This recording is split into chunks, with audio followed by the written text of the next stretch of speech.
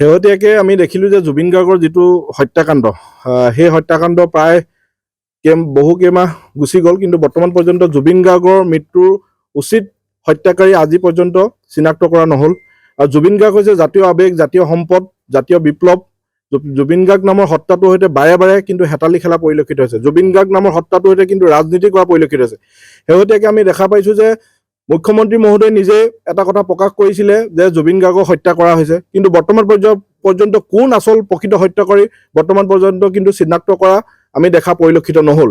তাৰ সমান্তৰালভাৱে আমি ক'ব বিচাৰোঁ যে বাহিৰৰ দেশত যিহেতু জুবিন গাৰ্গক হত্যা কৰা হ'ল, গতিকে আমি এই কথা উপলব্ধি কৰিছোঁ যে পাকিস্তানী ISI এজেণ্টৰ হতুৱাই জুবিন গাৰ্গক হত্যা কৰা হ'ল নেকি, আমাৰ মনে সন্দেহৰ সৃষ্টি হৈছে। গতিকে মই মুখ্যমন্ত্ৰী মহোদয়ক অনুৰোধ জনাইছোঁ, আপুনি এজন ক্ষমতাশালী ব্যক্তি, সৰ্বশক্তিমান ব্যক্তি, গতিকে আপুনি অতি শীঘ্ৰে এই বিষয়ৰ ওপৰত এক উচিত তদন্তৰ ব্যৱস্থা গ্ৰহণ কৰিবলৈ মই অসমীয়া যুৱ মঞ্চৰ তৰফৰ পৰা দাবী জনাইছোঁ।